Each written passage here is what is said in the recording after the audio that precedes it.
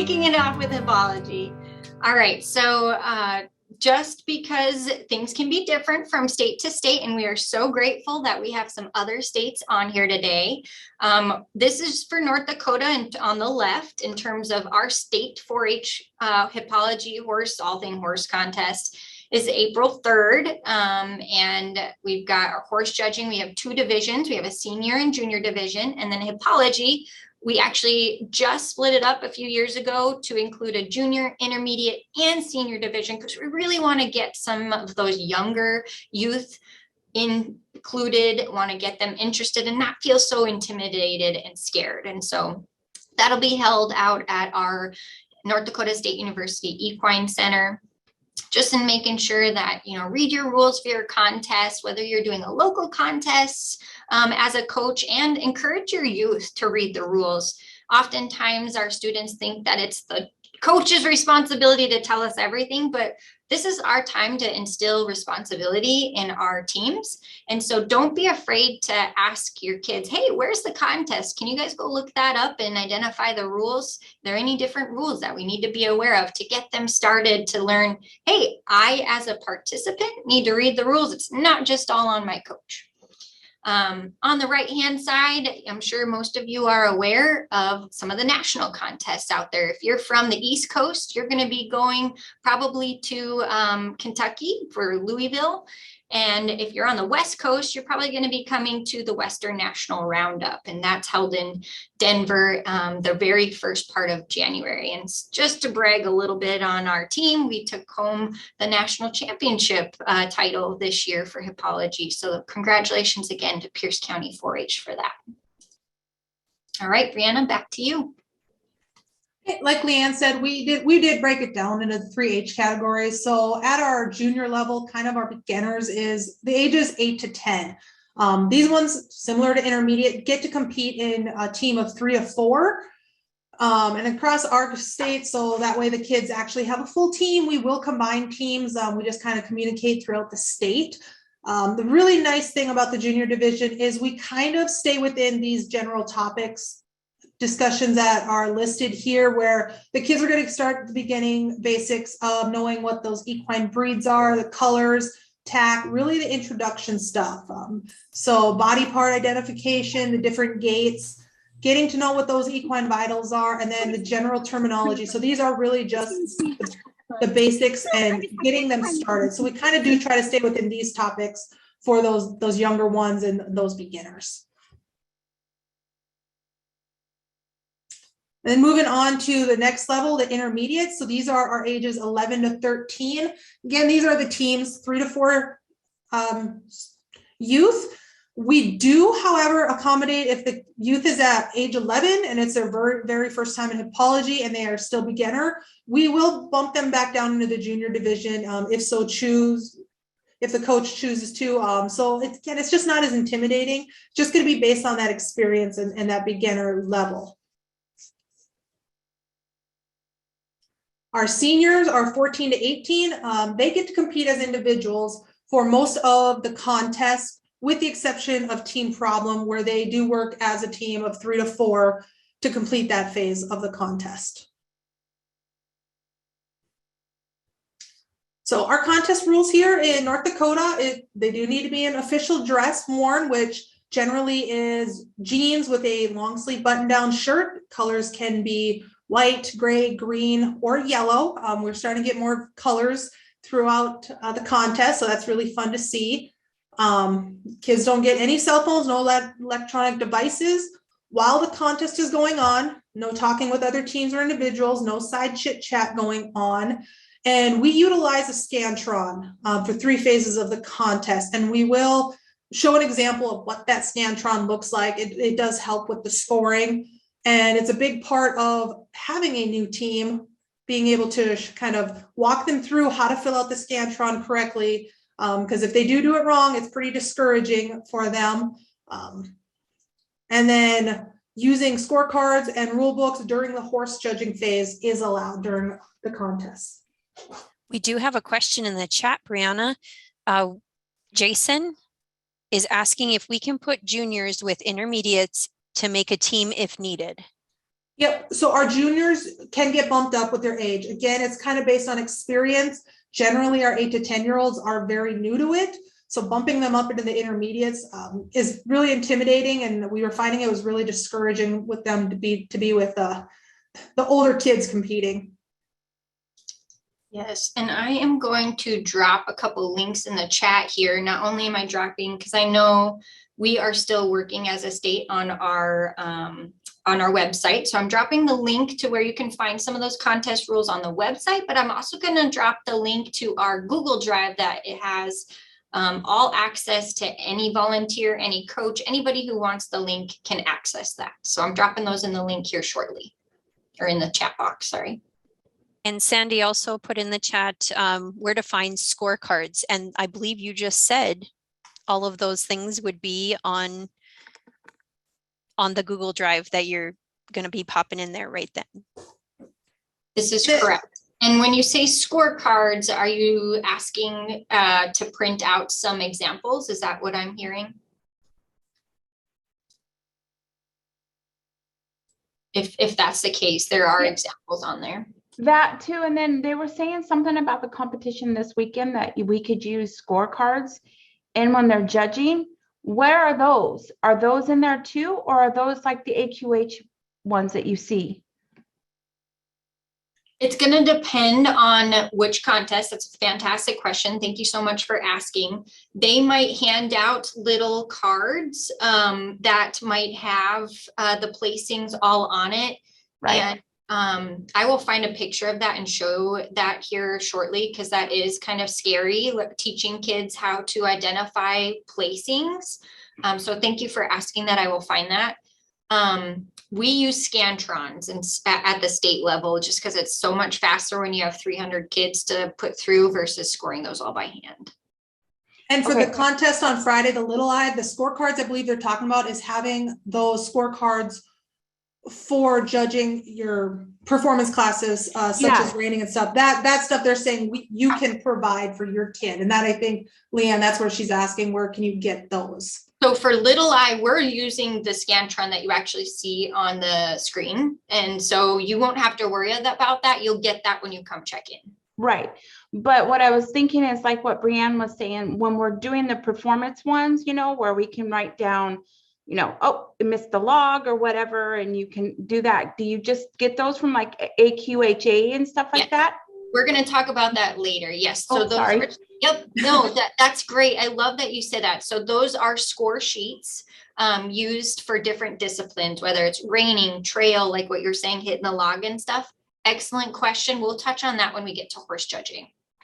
And that's also a perfect example of Leanne saying, making sure you're reading the rules for each contest. Because so our contest coming up, for those of you not in the state, did come with its own set kind of rules. And then whenever our actual state contest comes up, then we follow the state rules. And I know as a coach, I reread those every single year, multiple times for every single contest. Leanne, I think you can advance. Sorry, my bad. Okay. So Katie put into the chat, she wanted to clarify for Little Eye judging classes, we'll be using Scantrons, correct? I know for Hippology that is true because I am scoring the contest. So yes. And we will go over that and kind of how those get filled out. So for Hippology, there are 4 phases of the contest, and we're going to go through each phase, but they do get broken down into the examination or written test, our station IDs, horse judging, and then team problem. So our first phase is the examination, the written test. So here in North Dakota, the youth will get asked 50 questions, and it's worth 100 points. So each question is worth 2, and it is going to be multiple choice or matching. And then for the matching, it'll be like A through T. These are potential topics that are going to be included, but remember, horse hippology is the study of the horse. So anything related to horses can possibly be asked for the youth. These are some of the ones that are just highlighted for you to kind of think about and cover with your teens.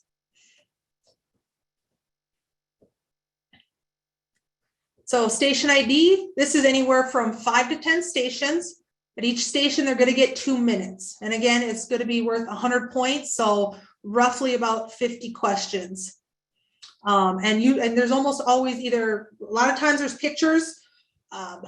If you have the resources, it's always really great to actually have the physical tangible item to use for the stations. It's always super fun for the youth to be able to actually see the saddle that they have to identify the parts on. Or in my case, I had a vet donate a skull, and if I can keep the numbers on, it's really neat for them to actually see a horse skull and use that as a station. But again, here's some potential topics that are really nice to make stations for. The team problem phase, this one is kind of fun. And me as a youth, I did not have team problems. So as a coach, this is new. But each age gets presented with a real life challenge, something in the equine industry. And they will get 10 minutes of preparation. So they'll get a sheet of paper with their situation. They'll get 10 minutes to prepare it together as a team. And then they have 5 minutes to go in with a judge and give an oral presentation. A big thing to remember and really encourage your youth is that each member is encouraged to participate. Everybody should speak on the team when they go in to visit with the judge. Again, there's a lot of topics to go through. Here are some of the more common ones that I have seen and created that could be, and I mean, you can make any type of situation and for the youth to use. And so here's some of the topics that are kind of fun. Just to jump in real quick, the team problems, I have judged the team problem before. And one thing that I found as a judge that is just fabulous is having all of your team members being dressed the same, being presented the same, and really being able to pull off the entire team problem and everyone talks. Yeah, and that's something really important to note. Thanks for saying that, Rachel, is a lot of time during the contest, a lot of teams will have a team jacket that they'll wear. So they'll have their county on the back. But when they go into team problem, they need to take that jacket off. So they're going to go in with just their 4-H attire. Like the picture here, the entire team is in a white long sleeve button down shirt with that 4-H clover on the left side. So if you do have a team and you guys have the team jackets, they look cool, they look sharp, but tell your kids to take those off before they go in. And you have to tell them before the contest because you won't see them during the contest. Yeah. I will say too, just because my kids went to Burley, and it was actually my own daughter, decided she didn't want to wear her belt. And I'm pretty sure that they got dinged in the team problem because they didn't have their belts on. Like some of the team members had their belts on, but that was written in the notes that they did not have belts on. And it was on 2 of my teams. And I was like, oh, that's interesting. That was, and I apologize for that because maybe that was that local rules and they required that, but for the state level, we do not require that they wear belts. So that wouldn't be something we would ever look at in ours. But that's a good thing to think about. And just to kind of jump on back of what both Rachel and Breana have been expressing here.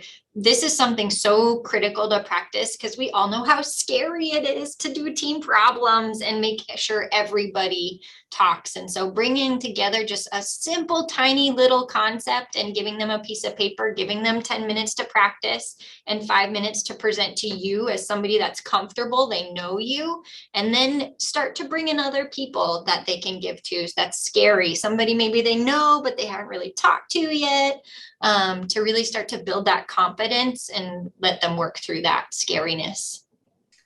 Yeah, and Paige put up a comment. She said she doesn't have a voice, but she said, make sure you're checking those county rules. And we do. We encourage those county contests to follow the North Dakota state rules. So it is similar across the state. But yes, each contest can kind of have some differences. I know for Little I told all my youth kind of that white shirt and jeans. It's the main thing I'm requiring. And I did say, if you have a belt, please wear it. But I've also had a youth who did not have a belt. She not a Western belt, not a normal belt. So I didn't require them to go get a belt. Otherwise she couldn't judge. And then she didn't even have cowboy boots. She just wore tennis shoes. Yeah. Good to note. Good to note. And don't ever be afraid if like somebody's standing there and you have a question before the contest starts, ask the officials and just clarify just in case. So kind of still sticking with the team problem, I created a rubric probably 3 or 4 years ago, because I think it's essential for our youth and leaders and volunteers to know how to teach. What is going to be judged, or what kind of standards are going to be utilized in the contest. And so this is something that I created, basically saying that part of the score is going to come from organization and presentation. Part of it's going to be what Breana was talking about, team participation. Then how creative and comprehensive are the supporting ideas for completeness and creativity and bringing together a clear and concise answer. And so I have developed this to kind of help our judges know how to judge and keep them a more consistent fashion too across each division. So we're going to get to that question here in 2 seconds. I see some good ones coming in. On the back of that sheet, I am very intentional when I create a question for teen problems. I want to give the answer because this is one of the big learning components of this particular contest. And so I don't have to, I mean, it's not going to be the end all be all that everything possibly to answer this question is going to be on the back of this page, but I am going to try to make it as comprehensive as possible so those kids can come back and look at it and be like, oh, I did talk about that. Yes, I hit something. Ooh, I forgot about that. You're right. I should have talked about that. Just to kind of give different ideas and get them to start thinking comprehensive and completeness. I see a great question. Where do you order colored 4-H shirts? Breana, Rachel, can you answer that? Paige just said it. So one of the options in the state of North Dakota is you can order them through the 4-H Clover Shop with Carla Mickle.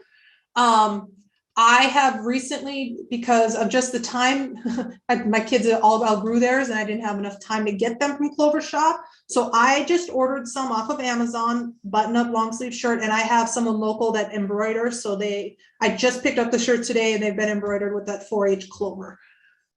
I was working on sending something through the chat too. It's very similar to that. We work with people who are local to make sure that we can get those shirts made too. A lot of times we can get through one of the state entities like the Clover Shop, or if it ends up being something that we can get online through the 4-H Foundation, usually not. I think there's a couple of shirts that we did have made, but not for the kids. But those are kind of what we're looking at. Yeah. Mm-hmm. If you do have time to get it through the 4-H Clover Shop, one thing for sure, they are size for youth. Unfortunately, I had to get women's sizes, so I'm crossing my fingers that some of my younger kids, they're 8 and 9, the shirts are the extra smalls are going to fit, but I'm worried they're not. So that is one big challenge, is finding youth button-up shirts. So make sure if you need them, start looking now and give yourself time to find them and then get them ordered if you do have to go local. The nice thing with the Clover Shop is they are sized for youth. And Paige was nice enough to pop the Clover Shop link here in the chat box, which was great. So that there's a nice little advantage to this because the Clover Shop does help out our 4-H camp as well. Mm-hmm. It sure does. And Callie, in regards to the slides, if you want to privately send me your email, I can certainly address that for sure. All right, Breana, is this back to you? I think so. Yep. So the fourth phase in horse hippology is the horse judging phase. I will say there's some contests that might not have the horse judging phase because they do not have the resources, such as they aren't able to get really nice paper versions. So like Leanne put up here was paper ponies to judge a class. They might not have access to DVDs. Better yet, if it's possible, is live. Up here we are in North Dakota, so sometimes the resources are hard to find of a arena that is somewhat warm for our youth to be able to go and judge those live horses. Most of them do try to at least have a DVD or some type of judging portion. That is a challenge, so you may or may not have those at every single contest, but there are no reasons in the hippology contest. We will cover those in the horse judging contest. So the youth are going to be required to place 4 classes, halter classes or confirmation classes, 2 performance classes, and here's a list of the ones that are possibly the classes they might judge. And again, they can use score sheets and rule books. We do follow the North Dakota 4-H horse show rules, so the youth should be very familiar with that and have gone through that rule book. Excellent. And I did just put score sheet resources in the chat for you. There's APHA or AQHA. AQHA is a little hard to find. Once you get to that page, you have to scroll down a little bit and go to score sheets and then select which one you're doing. And again, just really wanted to reiterate to read your rules, because if you look at ours and you're from a different state, you'll notice we don't have Western riding, or maybe we don't have some other ones like reining. So make sure you're studying for the appropriate classes for your state and your contest. And also for horse hippology, it's really good to make sure your youth are familiar with the North Dakota 4-H horse show rules, because they have been found in the written test too. So it's not just for the horse judging. They should be familiar with it for other components of the hippology contests. That is a good thing to note. For example, what in trail is the penalty for ticking a log? Pretty sure I've seen that. So this is an example of our Scantron that we do use, and this is kind of how we fill it out. So for the junior and intermediate, we ask them to put their county team name up there in that little section. So team numbers, so there are some counties that might have more than one team, so they'll get told they're Dickey County team number 1, Dickey County team number 2. So we will have them fill out that code section. Seniors, again, those guys are individuals, so they do fill out the name portion. Your junior and intermediates don't have to worry about filling out that name portion. North Dakota, we have county numbers. It does go up on, remind me, Leanne, is it judging.com? Judgingcard.com, yep. And you'll be able to find them with the 4-H county code numbers, which is going to go into that team number right there. The youth generally don't remember that, so you always have, as a coach, have to remind them. And in our state rules, it is in there on the back page, so you can always go back and even refresh yourself to know what your county code is. This section is where the judging classes are going to be written down. Again, it's very similar, like Leanne was talking about the card. These placings, all these numbers, are very similar to that. Really walk your youth through that so they understand how to place your judging classes. So usually I always give them an example, like, how did you place your class? If you placed it 4132, go and find it and make sure they're paying attention to its class number 1. So it has to go in that 1 category, that 1 row. The youth really need to walk through that, because they do get a little confused on where that goes. And then tell them to color in those bubbles really well with a number 2 pencil. So here is that column again here, and then kind of what she's saying. It's just really trying to get them to understand how that 1, 2, 3, 4 is placed, because sometimes that can be confusing. And remember, your juniors and intermediates do that as a team. So they all have to, as a group of 4, have to come up with their placing. So the written test goes into the exam 1 section, and we kind of highlighted it out. Again, it's only 50 questions, so they will go up to 50. The rest of them, they don't have to worry about. Stations, so if you flip the Scantron over, you have the stations identifications on the back. And again, it's 1 through 50. Big thing to really remind your youth is they're not always going to start at station number 1 with question number 1. So for example, if they start at station number 3 and the question is number 21, they have to be very aware that they're starting with 21. So whatever answer they're filling out, they're on that correct line and number. My team is guilty of starting at the wrong station, and all of their questions were mixed up. All of their answers were. And I know this sounds silly, but really work on having them learn to color inside the lines. I know it sounds silly, but if they don't make those bubbles dark enough, or if they scribble like in closing a couple different boxes or surrounding areas, it won't pick up on the Scantron machine. And for our seniors, you're out, unfortunately. If I'm feeling like I'm having a good day, I will usually go back and see if the juniors will, come back to my room and help me identify what they were trying to bubble in. I'll give them a second chance. But seniors, you snooze, you lose. They should know how to fill in those. I do, just as for all of the states out there, I use this Scantron. It's version D, Form D version 2 from judgingcard.com. And you'll notice the backside has letters A through T. I do that intentionally because when I come here, I wanted to make sure that we're not just having coaches teach their youth to memorize different things. So in my station IDs, I will give them A through T answers most likely. So they really have to know their material.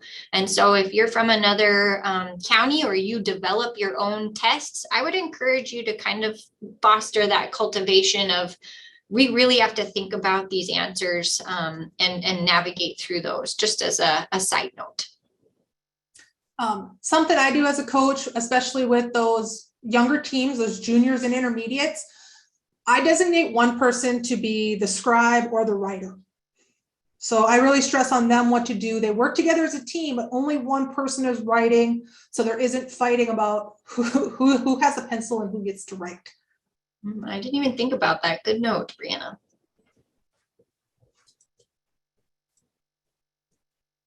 So there's a lot of Hippology resources available. These are the ones that North Dakota use. So local ones is a couple years ago now, I developed flashcards for each age division. I really wanted to encourage my youth to find a way to study and have fun studying outside of practice. So I developed flashcards, and I have them for junior, intermediate, and senior, and you can get them at $75 for an age group, or it's $200 for the full set. And when I say full set, hopefully you guys can see this, it is a giant container full of flashcards. I have examples. We'll cover Quiz Bowl, but I have pictures for stations. I've got terms. I've got descriptions. For the juniors, there tends to be a little bit more for pictures so they can start visually identifying. And then I did include some Quiz Bowl questions so they get used to the type of questions they might get asked. But it is a full container for each age group. So you would get 3 of these big plastic containers. And then also locally, know who the equine world is pretty close. You do know who your experts are. Maybe it's your veterinarian, your farrier. If you do have an equine dentist or a masseuse around, having them come in to visit with your youth, they're a really, really great resource.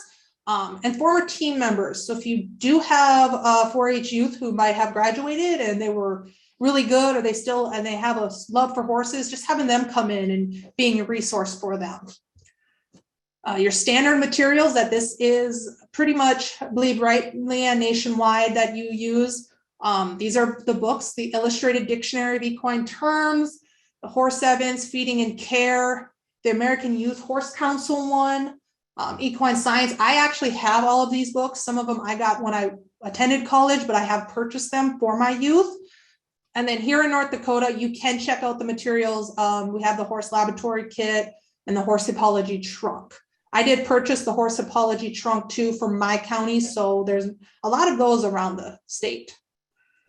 Yeah, and just to kind of piggyback on that, the former team members, that's such a fantastic leadership opportunity and mentorship opportunity for those older 4-Hers to come in. So give them that opportunity to come in and let them use their teaching skills. That's fun for them. And you're correct, Breana, the standard reference material is directly off of the national resources. And unless they change, we always try to utilize that. The only other one that I don't see on there is the AQHA judges book. So again, the AQHA manual is used also at the national level. And I will try to find the link for the horse laboratory kit here that we utilize in North Dakota. Some of you probably know about it. It's kind of expensive, around $900, but it has a lot of good material in it. They have one for all species. So those of you on here that do other like livestock quiz bowl and stuff like that, it is a fantastic resource. So yeah, I will find that link and put it in the chat box. My county, we did purchase it and we did fundraise quite a bit in order to purchase that. So we have one kind of in the county. And actually, Leanne, if you want to go back, I didn't mention the Hippology Academy that's going on. So the Hippology Academy with E-Extension just started this week. You can still get on, even if you missed one of the weeks, you can always go back and watch and kind of learn as you go. It's a really, really cool resource. I'm taking the class again as a coach to constantly learn and keep up to date with maybe new things to teach my team. And just, I did put that in the chat box, the link to extensionhorse.com. Well, it's .org actually. And so there's a lot of resources. We'll actually be talking about halter, which stands for something else, which we'll talk about here shortly. So yes. Here's some other online resources, Horse IQ, the AQHA University. These ones you are going to have to purchase in order to use, but they are great resources. So the North Dakota 4-H Horse Show rules, this is the one that we really encourage your youth should read and know. If they do show it for the 4-H Horse Show, great. They should be very familiar with these rules, but even your hippology kids should be familiar with it. And then the latest one is the bit rule examples and explanations. This is great to know what is legal and illegal, but also just being familiar with the bits. There's great pictures. It's great information for the kids to definitely use. Yes, thank you. And I did just put the link to order that kit. I'm looking at it. It is $909 and it says it's out of stock right now. So hopefully they will get that going. I do know, like for us, most extension at the state level will have one and you can rent it or check it out. So maybe connect with a local or state extension office if you're from a different state, because ideally most places have this somewhere hiding out. And in North Dakota, if you are looking to get something from Fargo to the central part of the state or Fargo to the western part of the state, talk to your extension agents because they have a network of people that are always coming out of Fargo. The lab is different than the trunk, correct? The learning lab kit is different than just the trunk, correct? Correct. Because Yes. I have a trunk. I just didn't know about this one. Yep. So we have a big one that's got lots of different like big sheets in it where you can they have little Velcros and you have to go and identify different spots. And then we have a smaller trunk that has Breana or Rachel, I checked that one out. Does that have, what does that one have in it? I haven't checked that one out myself. Mine has it has the big sheets like you were talking about, but then it has flashcards of the plants, flashcards of tack, and then the spiral bind books and stuff. So that's why I was asking, is it the same? Is the learning lab different than that, or do I have it already and I just don't know what it's called? I think it's probably a little different. So I just put in the chat box the North Dakota 4-H trunk list. It's got every trunk that you can possibly check out. And under each one of them, it has a little bit of a description. And so maybe check that out and see if that's done. Yes, we'll be talking a little bit about Horse IQ here shortly. It's a very good resource. Thank you, Emily. Paige mentioned, Crystal had said that in Wisconsin, they do have different resources and the Horse Evans is no longer one. It's Equine Science by Griffin for Wisconsin. So definitely check your state rules and the resources that they're going to go with. Other resources as the coach, and anytime I'm out and about and I see anything related to horses, I buy it. This last year, I bought equine knots and raising horses when I was at TSC because they were on sale. And I know someone has made a station once on equine knots and threw me for a loop as a coach. So I got it so I learn and so I can teach my kids. Mm-hmm. And Tennessee does have a really good 4-H horse page. I don't know, Amanda, if you can find that link and drop it in there, but I agree. I have seen it and it's very good. Just to kind of piggyback on what Emily was talking about in the chat, new this year, from what I understand, is a 4-H leaders track on Horse IQ. It's a little bit more expensive and I have not gone on it, so I'm not really sure how it tracks, but I guess you can track the progress of your 4-Hers. And so that's kind of a neat opportunity. So just something to think about. And if you are an APHA member, you receive a 30% discount, which is pretty awesome. All right. Horse judging. We're going to kind of shift gears. So obviously you do have that horse judging component in hippology. So we're going to kind of still think about that along lines as teaching that part of it, but also jumping into the entire horse judging contest. Oftentimes you see both of them as separate contests. And here in 4-H, we luckily set it up where you can participate in both. But I know in some states you have to choose which one you want to do because it is kind of hard to get the kids over to judge the classes that they need and then shuffle them off to get over to do the rest of their phases and then get all the horse judging participants off to start with their reasons. And so just making sure that, again, looking back at your rules in your state. All right. So for the horse judging divisions that we are looking at, we only have 2 in horse judging, a junior and a senior. The junior division would be our 8 to 13 as of December 31st. So that's different than our state requires them to be, whatever age by September 1st. And this changes it up a little bit and makes it December 31st instead. So you're judging 2 to 4 halter class, 2 to 4. Sorry. Judging 2 to 4 halter classes and placing those classes. And then you will also judge 2 to 4 performance classes, placing those classes. Each class is worth 50 points and each class will consist of 4 horses or 4 horse and rider combinations. Obviously you will be judging the horse the entire time. We do Western pleasure, Western horsemanship, hunt seat equitation, hunter under saddle, trail, reining, and ranch riding as our divisions. These are the ones that we choose from. So any of those are kind of on there for what we can choose.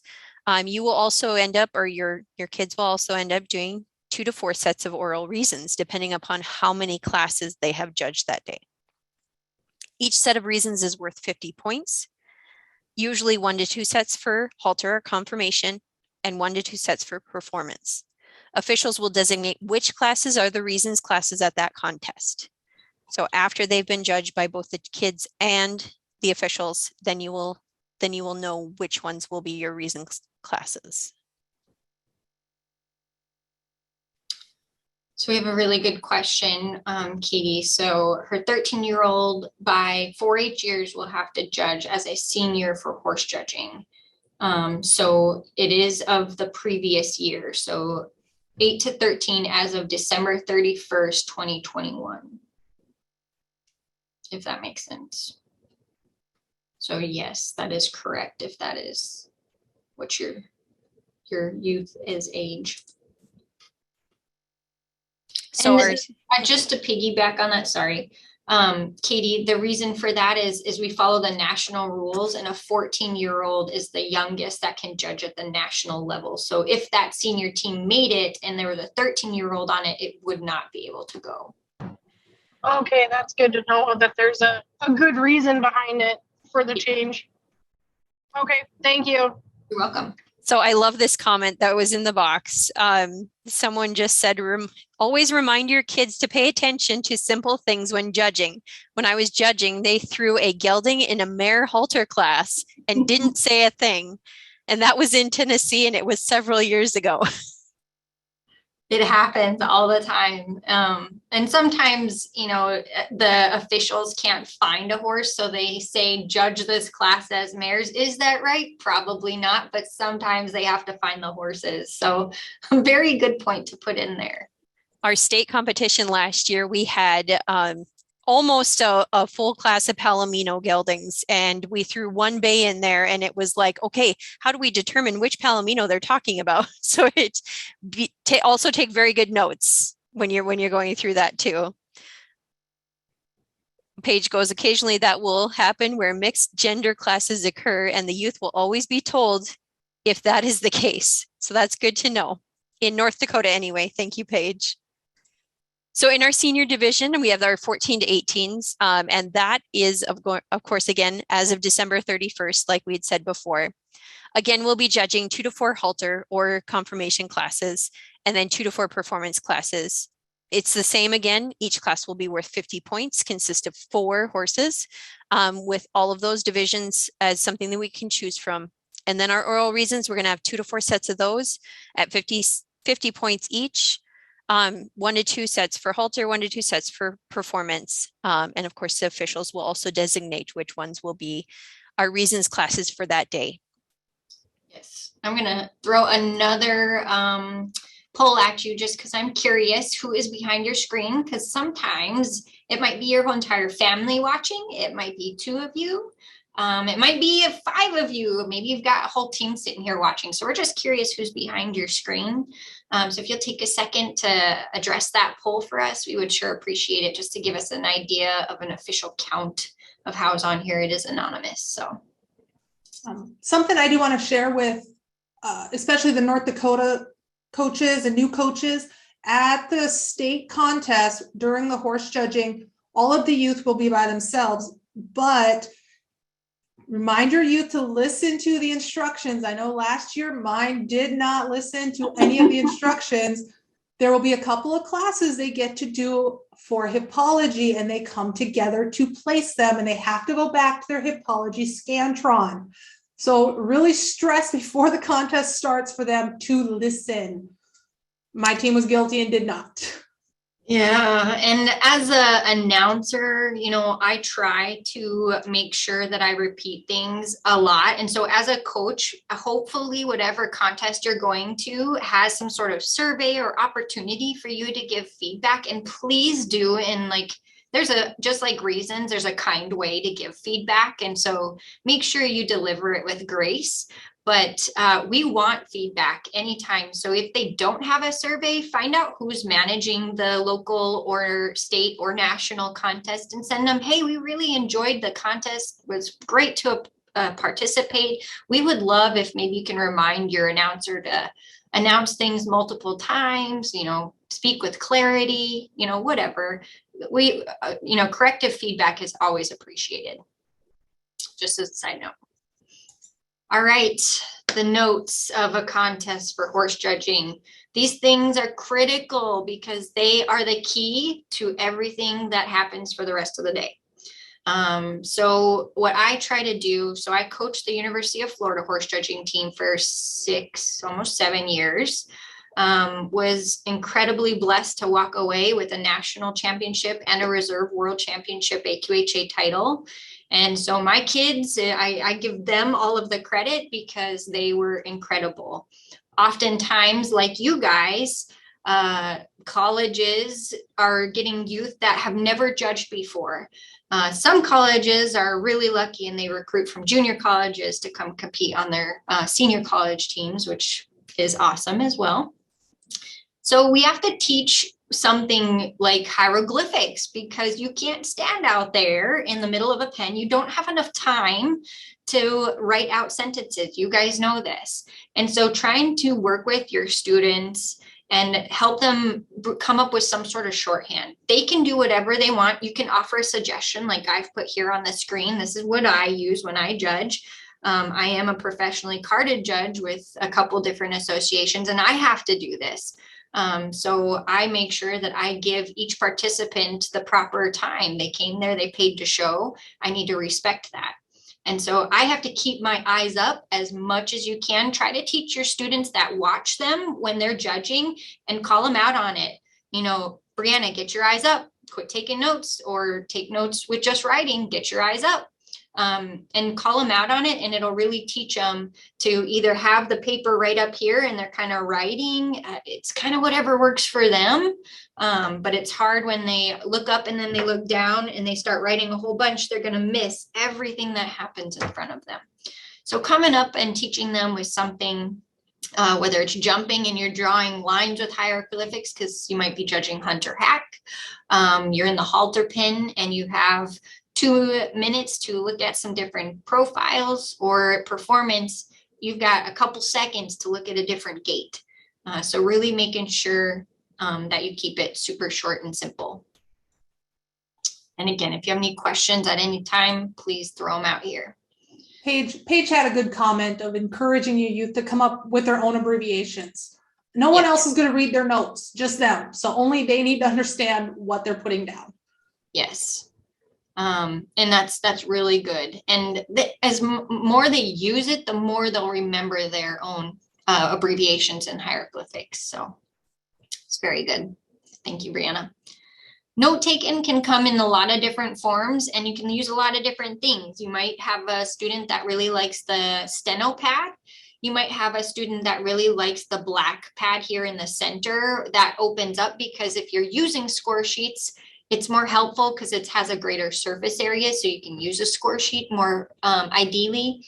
And maybe you want to keep a rule book in there. Youth in all national and state contests are allowed to have clean score sheets, so you can't have written on in them, and clean rule book, so you can't have any notes in the binder that you bring with you to the contest. All you can have are clean pieces of paper and a clean rule book and clean score sheets, if that makes sense. Or maybe use a clipboard.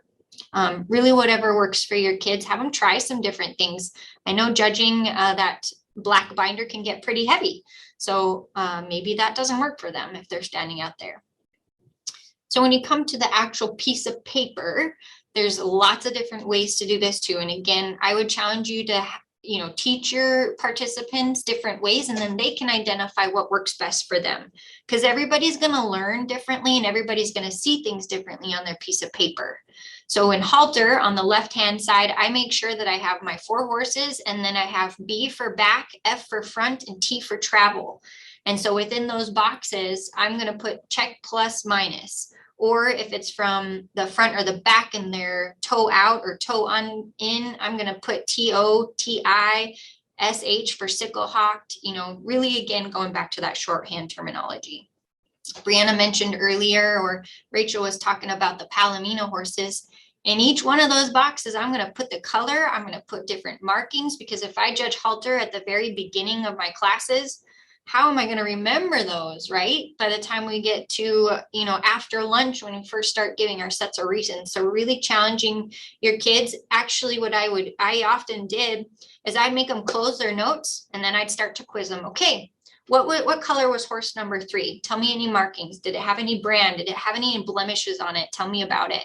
And start to popcorn and ask your kids to identify things. They won't even know that they're generating their reasons right in front of you.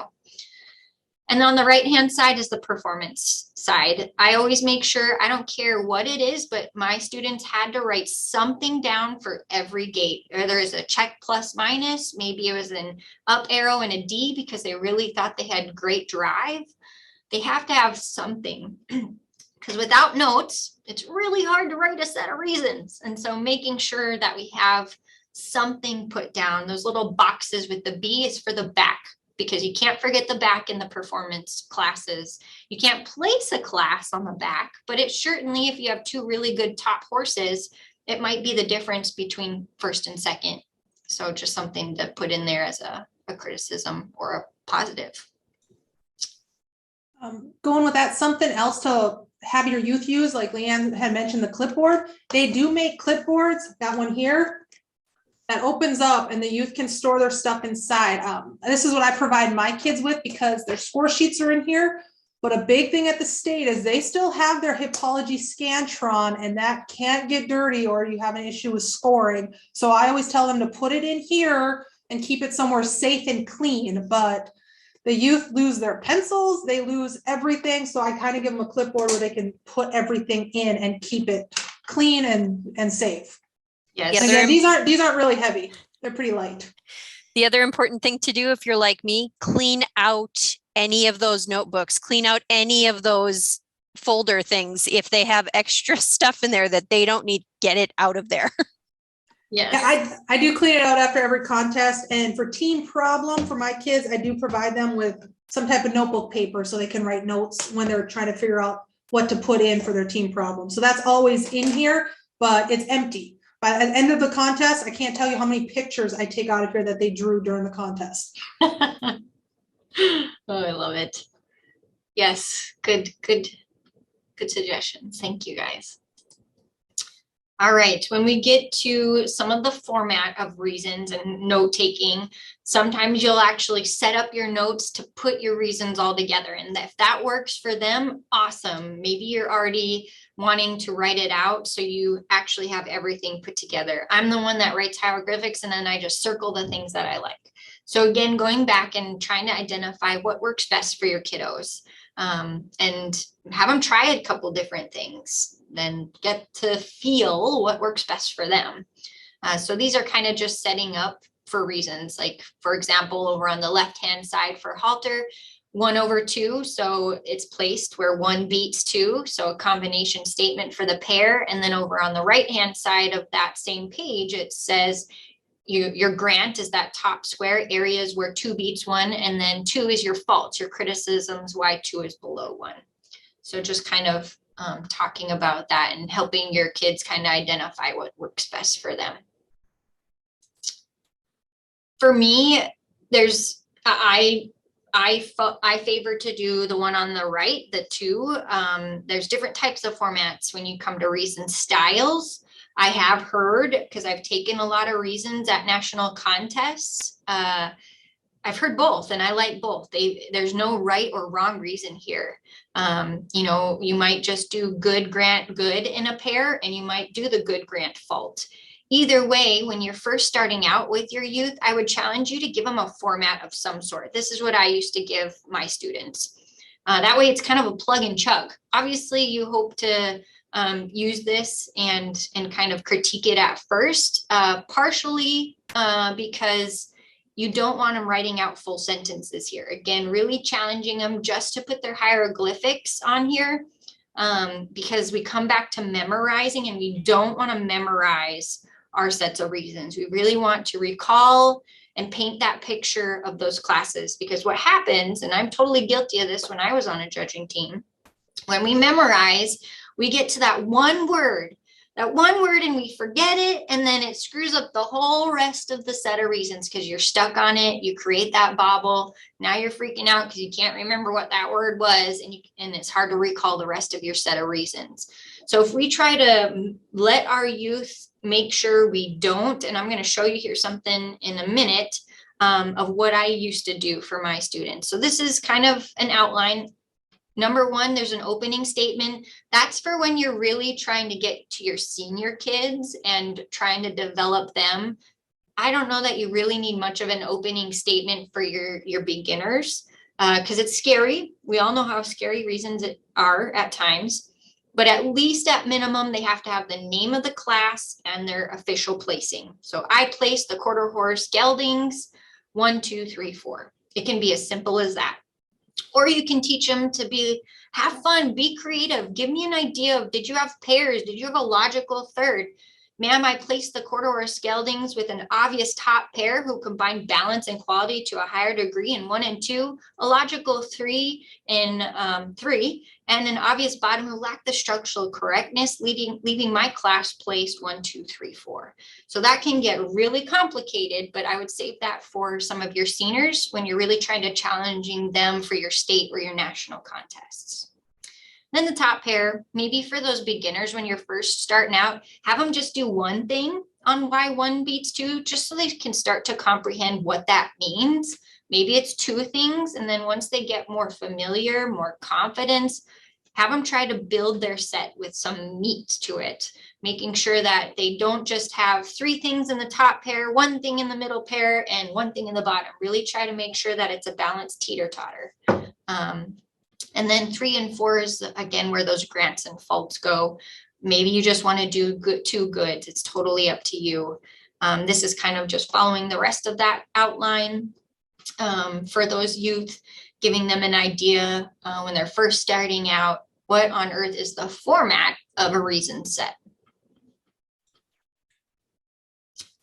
And then for the closing statement, we kind of talked about this in the livestock judging seminar last Wednesday, and totally up to you guys. It can be a closing statement, and these are the reasons I placed the quarter horse geldings 1, 2, 3, 4. Or it can just be after you finish that number 10, you criticizing the bottom horse. Hopefully we're criticizing in a positive way.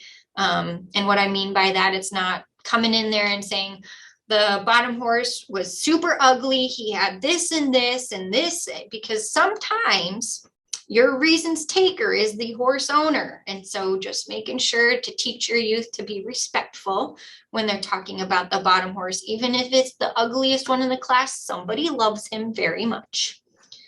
That bottom statement can easily be just a thank you as well. Really encouraging your students when they're giving to you to start strong with their voice and end strong. Don't come through that bottom pair and then be like, okay, thank you, and then walk away. Because again, you keep that confidence, keep that eye contact right up until the time that you are complete with your set.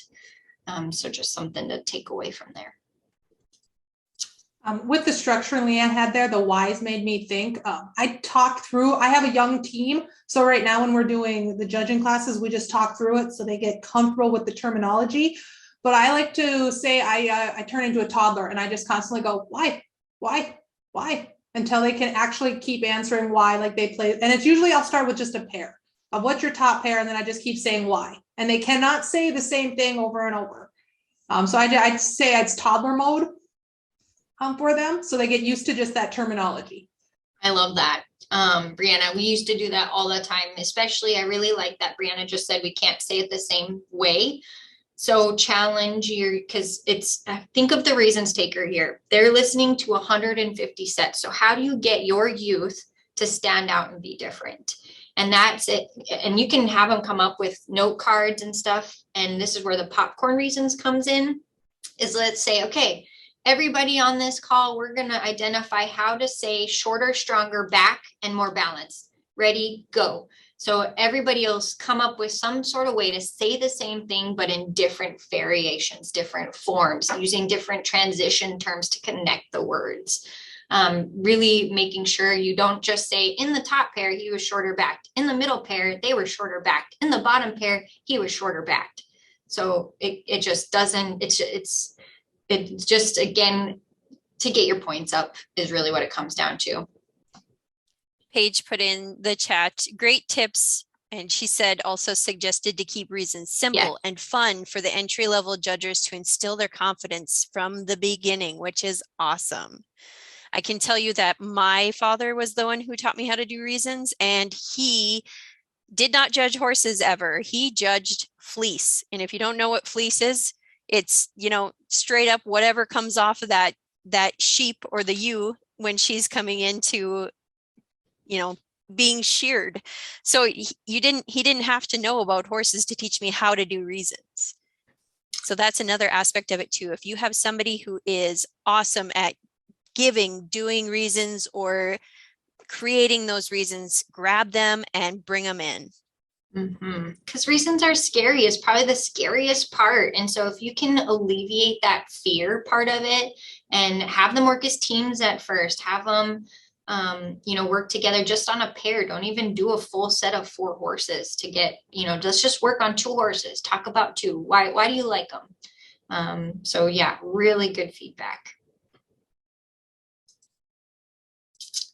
All right, when we think about oral reasons, on the left-hand side, this is the way I used to always teach my kiddos. Accuracy, organization, delivery and flow, terminology, and then expression and attitude. Those are the key components to oral reasons. And so when we think about accuracy, those are the big terms, because somebody could stand up there and talk for a long time. But when we think about reasons, they really shouldn't be anything over a minute 30, a minute 45 max. Oftentimes in contests, if you get to the 2-minute mark, you're going to get a time penalty. So making sure that we're just getting to the big reasons why that horse is above another one. When we think of identifying, as a reasons taker, I love colors, any sort of identifying factor, because I listen to the numbers all day long. You don't have to, it's just another fun thing.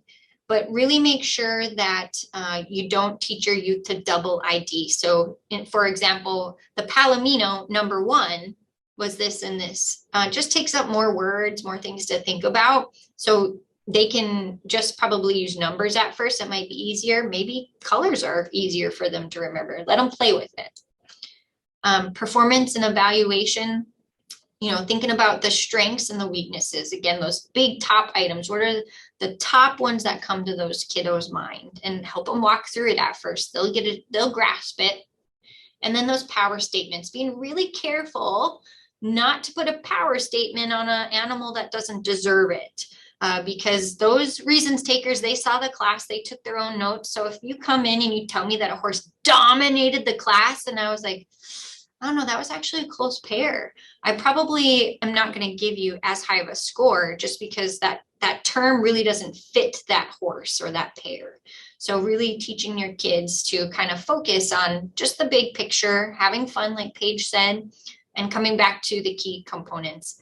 I really encourage my kids to go back and read the rule books. When you go back to the AQHA or the Paint Horse Association, and you go back to Western Pleasure, ranch riding, and you read the description of what is a ranch riding horse, what is a Western Pleasure horse, that terminology in the rule book, that's your set of reasons. It's so perfectly formatted to exactly that.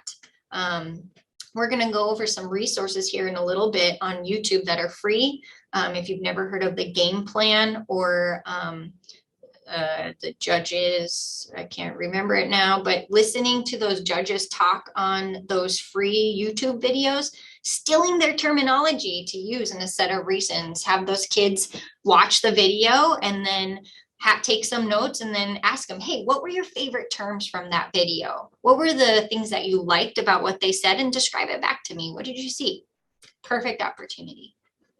Leanne, you're thinking of the judge's perspective. That's the one. Thank you. Appreciate it. Organization, we kind of went through that. You guys are great coaches teaching that, I'm sure.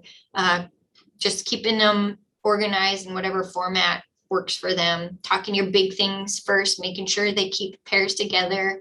Don't ever stick a horse in the middle of a pair that doesn't belong, which is really hard. That's more for some of your seniors to kind of grasp. When we think of organization, we also think of how you talk the horse. For a reasons taker, it's really hard when a kid skips around. They talk about the head, they talk about the legs, they talk about the back, they talk about the chest, they talk about the hip.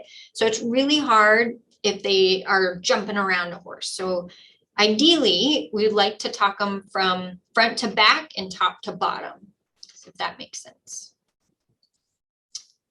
When we think of delivery and flow, it's emphasis on critical or important terms, because let's just be honest, some of those kids get in there and they're so scared and nervous that it becomes just super monotone.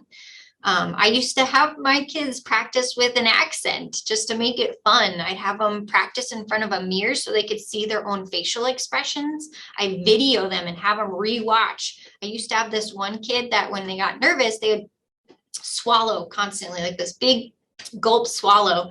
And they didn't realize it until I videoed it. They're like, no, I'm not doing that. And so sometimes that video helps them identify stuff and then really bring back to them. We're talking all about this cool stuff here, but bring back to them the importance of why we're doing this, the amazing skills that they're cultivating and learning that's going to be projected into the workforce. Like this is so key to public speaking, communication, when they go into an interview and be able to talk in front of somebody confidently. So kind of bring back the benefits of this when you're having that fun component and why this is such a great opportunity to compete on a judging team. Speed of delivery. If you talk too fast, I'm not going to keep up with you. I know you're nervous, but slow down, right? Periods and sentence, kind of the same thing. If you're talking so fast, I can't keep up with you, I'm not going to be able to know what you're doing. And so have them calm down, take a breath on their transitions, and be able to deliver that information and practice it. Even if it's a sentence that you just keep repeating, just so they kind of know what you're talking about.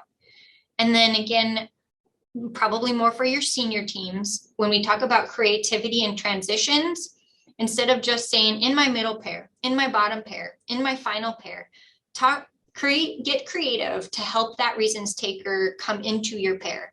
So focusing on the top pair, I draw your attention to 1/2. Redirecting your attention to the final pair where I opted to use 3/4, it is this. So kind of get creative in some of that terminology and transitions of the flow. When we think about terminology, really coming back to being precise and using those horsemanship-like skills. So in Hunter Under Saddle, which is the HUS versus Western Pleasure for WP, proper terminology, trot versus jog, canter versus lope. So really just kind of making sure that we're using proper terms. Penalties, be very careful about having your students use penalties in a set of reasons unless they are absolutely confident, because you don't want them to come in there and say in the trail for the hit, I penalize them a 5-point penalty and so they go bottom, because that is very wrong, and I'm going to take a bigger negative score for them not knowing their penalty. So be careful on that. Criticisms lead with positive intent. Just again, don't beat that last horse with a stick. Really teaching those kids to judge on the positive rather than the negative. And some of that is, instead of just saying, super something negative, say, I would have preferred to see, or I would have liked to see, to lead into that criticism with a positive intent, if that makes sense.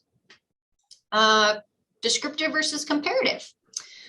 Descriptive being he is nicely balanced, being more comparative. Ideally, that's where we want to be. He was nicer balanced. To be more specific with your little kids, probably not going to ask for that kind of extension into those terminology, because you're just kind of getting them to tell you what they see. Kind of like Breana was like, why, giving that toddler effect. But when we get to our older youth, really making them be specific. If you're going to tell me he's balanced, if you're going to tell me he has more muscle, tell me why. Where was the muscle? Why did you think he had more muscle? Was it more expressive in his shoulder and his forearm? Was it more expressive in his hindquarter and gaskin? Tell me where. Be specific. And when you're comparing those pairs or those horses together, really be descriptive and being comparative, if that makes any sense. Probably not. All right. Go ahead. With the delivery and flow, one thing you will notice as a coach is you will notice the delivery and the nervous tics in team problem before they even have to do it by themselves for reasons. So when you're coaching them, watch that. All of my little ones have a nervous tic. So I always have them put their hands behind their back because it looks more professional, but that way they're not fidgeting in front like this. They've done this. I've had one who sat there and just did this the entire time looking up. They had no idea they were rocking. And then with their nervous hands, I tell them to put it behind their back. If they need that nervous energy to go somewhere, they can fiddle behind it. I tell them not to make it a big movement, but especially the little ones, that nervous energy has to go somewhere. Mm-hmm. And then for the speed, I am a natural fast talker. I did rodeo queening, and then you'd put a microphone in front of me. I speed up super fast. And what I had a coach who helped me just deliver a speech with a microphone. And I'm not kidding. I swear to God, I was speaking like this slow the entire time. But when I got up on stage in front of a crowd, it was a normal speed. So if it seems ridiculous and you have a kid who does speak really fast, having them slow down that much, they might think it's really dumb at practice, but when they get in front of that judge, they will speak at a normal speed then. And in their mind, they think they're speaking really fast. Mhm. So true. And I would have my kids send me videos of their selves giving reasons for practice.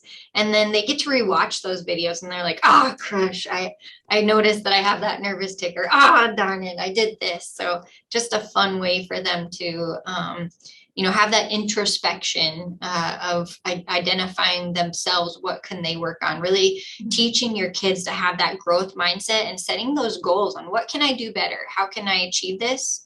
But I would encourage you as a coach to help them, let them identify it first. Hey, what do you think you could do better here? Because it's one thing for them to have that approach to learn how to work at themselves to get better versus us as coaches always telling them what they need to do better, if that makes sense. The other thing as a coach to help them understand is everyone has their brain fillers. And for little kids, when they're trying to think of what else to say, they're going to go, they're going to have a word that's just a filler in their brain for their brain to catch up. And that's the other thing I notice with my little ones, especially, they have that one word that they're going to go, you see, like I've had a lot of them that it's pretty interesting. And I just asked them to try to think back what they were doing. And the fun thing is they have no idea they're doing it. On that thought too, if you are stuck on one word as you're doing reasons, like this horse did this well, or this horse was good, and every horse had something good about it, get a thesaurus. Back in the day when we actually had thesauruses, that's what I had. sitting at my desk. So when practice writing reasons, have a thesaurus there. So if you're stuck on one word, you can look up 5 different ways of saying it so that it doesn't sound like you're repeating yourself constantly. That's more of a senior move, but is a good thought to have in mind. Kids don't know what a thesaurus is these days, so can introduce them to that. Oh, I love it. All right. Love this ideas. Thank you guys for adding that. So our final one here is expression and attitude. And that really what brings home the final score, in my opinion, as a reasons taker and as a coach, because this is how, even if you make a little bit of a bobble or you say something incorrectly, if you make it fun and you bring your character and your energy to a set of reasons, I have fun listening to it. So almost naturally, I'm going to give you an extra point just because you're doing a good job. Now, I don't mean necessarily bring in humor, but you still have to be professional about it, but really making it fun to listen to. And so that comes with eye contact. Really being strong, like I said earlier, when you open a statement, make sure you close it strong as well. When we come to space and volume, we all know at contests, we work with locations and rooms that we have. So you might be giving reasons in a janitor's closet. You might be giving reasons in a giant gym. And so when you walk in, teach your kids to say something. I would always teach my kids to say, good afternoon, ma'am, or good afternoon, sir. That's their first initial impression of how their voice is going to sound in the space that they're in. And so having some sort of gauge of what does my voice sound like, because we don't want them to scream or yell. We don't want them to be too close to spit on the poor reasons taker. So I always kind of say about an arm's length at minimum away from the desk or wherever they're at, and then really gauge that voice to the environment and use the fluctuations, because it amplifies the expression and attitude of that particular reason set. Fun when you do facial expression, especially in that bottom pair. That's the perfect opportunity to come in and kind of show your sadness, your disappointment. Like when one of the best horses in Western Pleasure breaks gait or does something silly, and you come into that bottom pair and say, man, the bottom pair, I unfortunately have to place 3 bottom. He broke gait, even though he was the best mover. He has no opportunity but last on my card. Really bringing in some of that enthusiastic sadness, if that makes sense. It's still energy. Stands, kind of what Breana was talking about, really making sure we're getting rid of those little ticks. Hands behind the back is usually making sure those kids don't lock their knees, because sometimes when they're anxiety or fear, they can fall. So being careful with that. No leaning forward. That can cut off the diaphragm, and then they can't breathe as well. So making sure that they stand up nice and tall, shoulders straw, making that poised and professional look. And then we kind of already talked about dress. I always made sure that my kids were in a blazer of some sort, just because it was professional. I personally didn't allow jeans, but again, that was at the collegiate level. Totally up to you guys, as long as they're nicely dressed. I would even encourage you to make sure your kids' boots are polished or your shoes look good. Again, that's coming back to learning or teaching your kids on how to be respectful in the environment that they're entering. So when they go to an interview, their shoes are polished or they knock the dirt off and they look pretty good at some best. Doesn't mean they need new boots at all, just means that they're clean. We have in the chat a couple of comments and questions. So first, Ashley mentions that Flipgrid is an awesome resource for them to practice speech and have a place for them to post in a private group. And then Kathy is asking for tips on slow talkers, and Sandra on talkers on speaking up. And I'm going to let you in on this, Leanne, but I'm going to say practice, practice, practice, because it only comes with more practice. Paige did give us a good write-up on this about giving reasons slowly usually occurs when the judge is trying to remember or visualize the class. With more practice and repetition, I find it improves greatly and doesn't need to be addressed in the beginning of the judge's career. And then she mentions for Sandra, I will lean in closer to the judge or a gesture that I can't hear them as well, to cue them to speak a little bit louder over time, and they will improve. Love those comments, Paige. Love, love, love it. Very helpful. And sometimes it's just, again, picking out one sentence that they already know and have them practice that one sentence. And then kind of saying, kind of like what Paige was, can you say that sentence one more time, just a little louder? And they say it again. And then, can you do it one more time, just a little louder? And then once they do it, praise is always so good. Oh my gosh, that was so good. I love that volume. Can you keep that volume through your entire set? Because then I can hear a lot better. Then again, like what Paige was saying with repetition, they'll kind of learn, oh, maybe I do need to speak up a little bit. Same with your slow talker. Practicing, can you speak a little bit faster?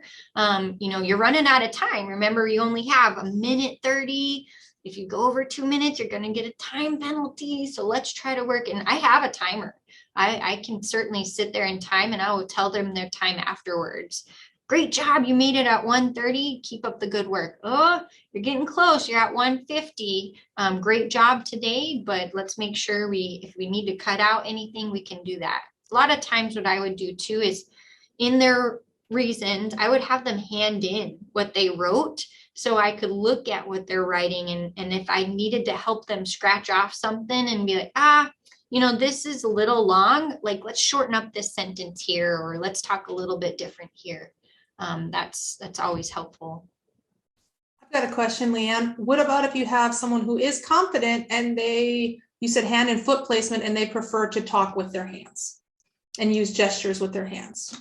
For me as a coach, I would not let them, because it's distracting for me as a reasons taker. And so I want to make sure that I'm paying full attention to the words that are coming out of that person's mouth.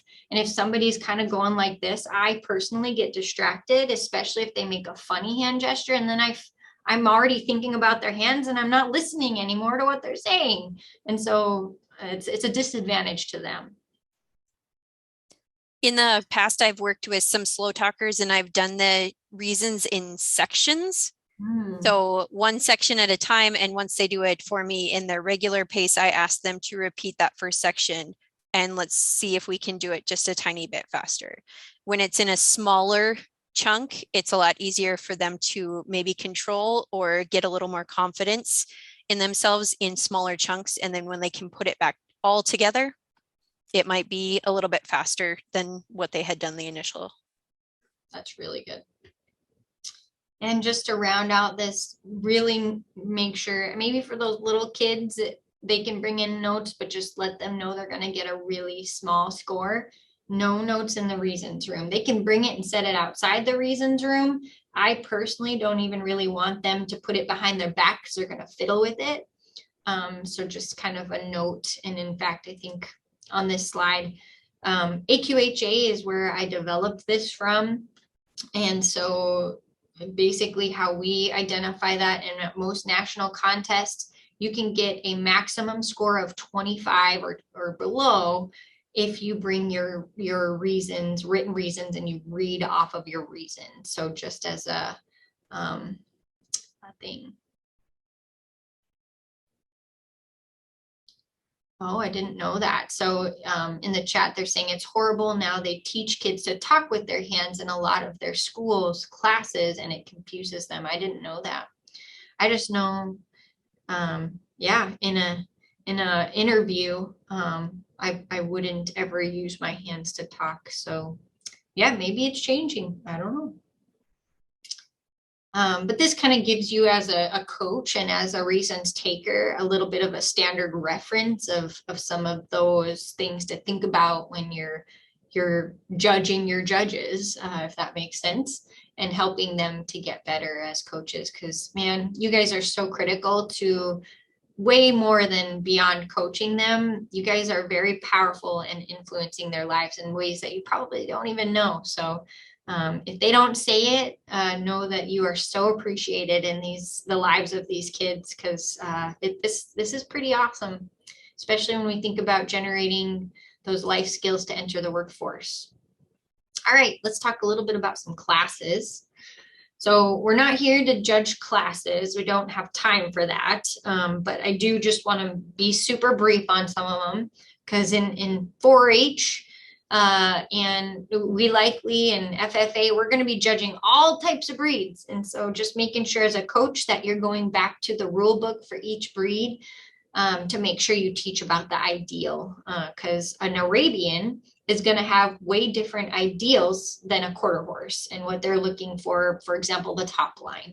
And so making sure as a coach that you are doing your homework to teach your kids, or make it an opportunity for the kids. All right, so you three are going to go look up the rule book for the Arabian and come back to me and tell me what they teach us about breed characteristics and what the judge is looking for. You guys go do Morgans, you guys go do quarter horses, you guys do Clydesdales, and help them teach themselves and bring it back to the kids as an opportunity to teach everybody. All right, coaches, what we got here? Your time to come and shine. So if you're brave enough, you want to, in the chat box, place this class for me of halter horses, and then we're going to talk about them. And they only give you like 2 minutes. This is just a quick and go and let it rip type thing. So first impression, put your class, how you think you place this class. And as you're judging, Paige had a great comment in the chat box, and she says, I think it's pertinent to remind us all to keep positive with your constructive criticism. At the end of the day, we want the youth to have fun and learn more about horses. If it isn't fun, they likely won't come back to the next practice or the next judging season. So critical. All right, so we have one in there. Rebecca. 1, 4, 2, 3.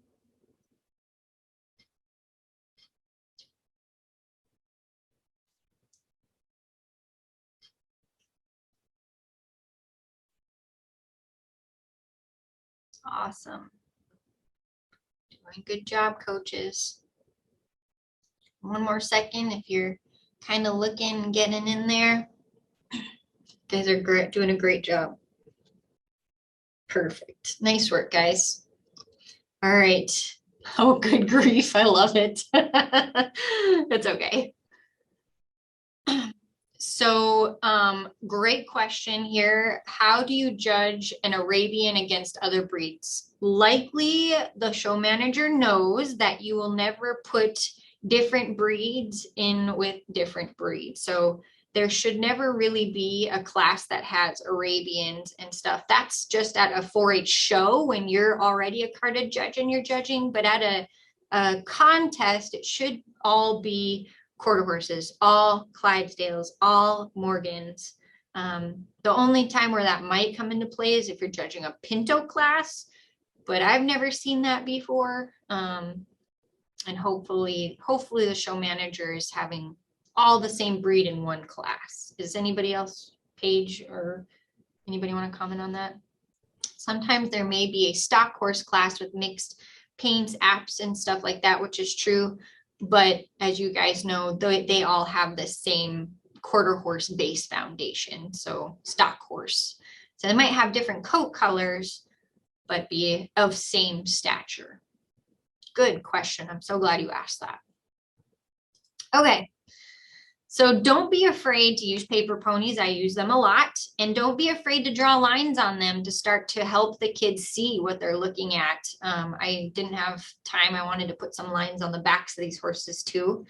So on the left-hand side, well, you'll see the placing across the top. So it's 1, 4, 2, 3. So good job, you guys. Did pretty darn awesome. On the left-hand side is basically my notes for my hieroglyphics. And this is what I would challenge your kids to do, is only type out or write down the notes on the left-hand side. The right-hand side should be all in their head. When they're first starting, they can write out the right side. But ideally, this is why we want to steer away from memorization. Because if I take the left or the right-hand side with all of that verbiage and I try to memorize that, that's where we start to have bobbles. And it's really hard to bring that into a reasons room and get it all out exactly how I wrote it. So when they're first starting off to work on transitions, they can certainly use those. And what I would encourage you to do as a coach is once they get some of those key transitions. So for example, let me get my cool little laser pointer here. So focusing on my top pair of 1/4, you're never going to give to the same reasons taker. So you can use some of the same transition terms for every class if you really wanted. In this middle pair, nonetheless, it is 4. It's 4's more level top line and better angled shoulder that places him over 2 in my middle pair. So I'm still drawing the attention to the middle pair, but I'm actually using a transition to get there. And again, this is more for probably your seniors to really get some of that creativity in there. But just kind of giving them an idea of that left-hand side. They're smart. They are so creative. They are courageous. Really give them that encouragement to use the hieroglyphics, and they can fill in all the rest with all of the greatness that they have. I would also tell you what I used to do, and it is super scary. You might save this for the seniors. Is I would let them give in front of each other. I know that's scary, but I'm okay with my students stealing terms from each other. It's whoever practices the most. I used to give in the shower. I give from walking from class to class. I was practice, which Rachel said a little bit ago. Practice, I will never say practice makes perfect, but practice definitely does make better, and practice is going to determine your success, right? We all know that as coaches. So Breana had a good comment here. Also, if they memorize the reasons, they often start sounding robotic when they are delivering. So true. That's hard to get away from because they're so focused on what comes next because they've memorized it. So definitely something to think about. And so great job, you guys, as judging this. For that first horse, my hieroglyphics over there on the left, that dark is balance, because when we judge halter, the first thing we think about is balance. And then he had a stronger back, which I would elaborate on in my reasons, and a higher tying neck, which I preferred. I didn't say it in here, but I really like to look at horses' hock to knee ratio. And so you'll see that line from the hock to the knee is more straight on the horizon versus some of the other horses get a little high in their hocks. talking about structural correctness, because that's the second most important thing when we think about halter.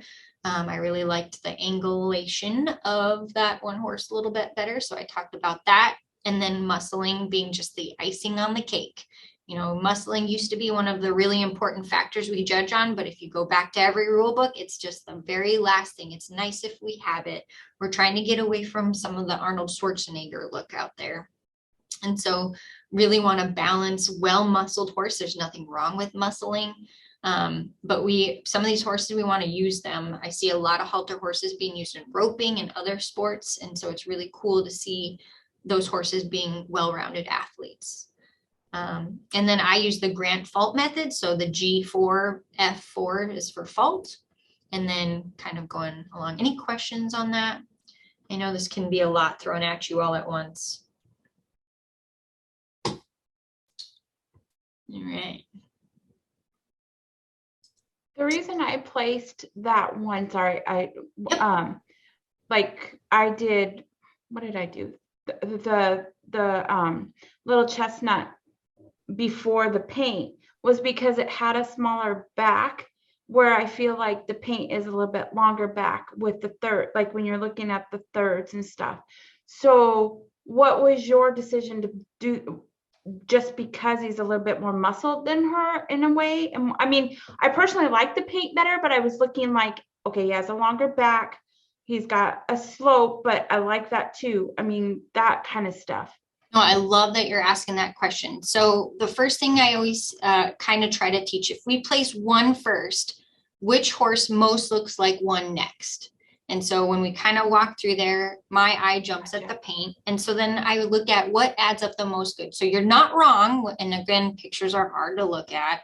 You're not wrong in the fact that it does look like that little chestnut has a shorter back. But then let's go ahead and start looking at everything else. So where does the neck tie in? What does the neck look like? And if this is a gelding's class, femininity or masculinity probably doesn't matter, but you do want a pretty head. And then let's work back to the shoulder. We look at the shoulder, and the shoulder has a little bit more straight up nature to the chestnut.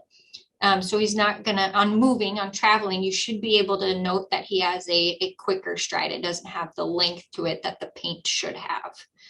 And then we look at body volume. And what I mean by that is if you look at the width or the depth of the shoulder and the width and the depth of the hip on the paint, it's much larger.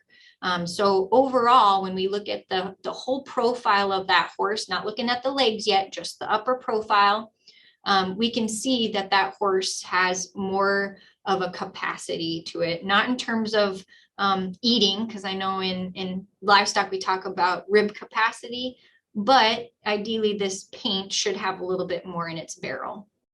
And then when we focus on that top line, even though that chestnut looks like maybe it does have a shorter top line, we can also look at the muscling behind the withers and what kind of volume does it lay behind the muscling. And so when we look at that paint, it's nice that that tree is right behind the paint because it's dark, that we can see that there's more muscling behind that wither in this particular instance and through the loin area, where the chestnut starts to dip down and gets a little weak over the top line in that capacity.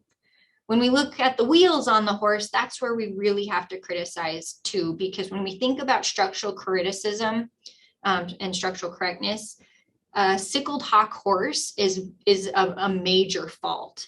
And so when we look at the angulation of that chestnut horse, it is not proper in this. And it could be, unfortunately, you have to judge them as is. It could be how the showman set that horse up. If that showman were to have that horse take a couple steps, small steps forward, it might be able to set up a little bit prettier. But today we have to judge it how it's set up. Same with that bay horse on the end. If that handler were to hold that horse's head up higher, it would help its top line and it would help his neck. But we have to judge what we judge today. And so those are some things to think about and start to add up the good on the paint versus what, unfortunately, today we're lacking on the chestnut. Does that help at all a little bit? Okay, awesome. Good question. Paige also put in the chat to start out slow with your judges, maybe just with two horses with obvious or significant differences to pick out. the more important reasons as to why one horse is placed above the other.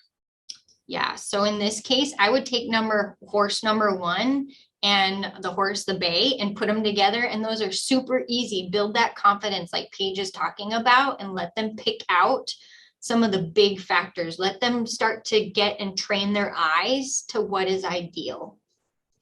Love it. And something that I usually do with my kids is kind of being aware of the terminology they use. So, for example, say they place this class completely opposite and backwards from the official placings.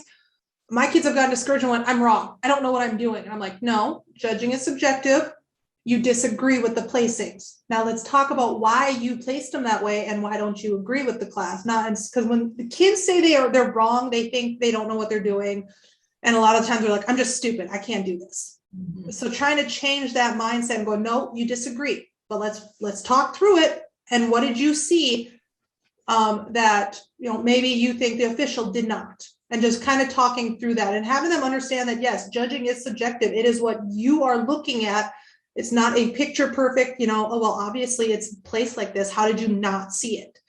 Kind of helping the kids understand that. And again, like Leanne said, I'm always telling my kids, I'm trying to help you guys train your eye, because I've been doing it for a long time. I can see it. I can imagine, I can draw these imaginary lines on the horses where my kids can't. Mm-hmm. And in that same breath, even with your seniors, it's okay if you have a pair flip. That's okay. We don't have to be on the same street, but we have to be in the same city. And so it's okay if they're a little bit different, and then helping them to kind of see. But if you were to place this last horse, the bay, first, then we probably have a little bit of an issue. Rebecca made a great comment of convince me that I'm wrong. Yep. And that's what the reasons are for, and trying to get the kids to understand that.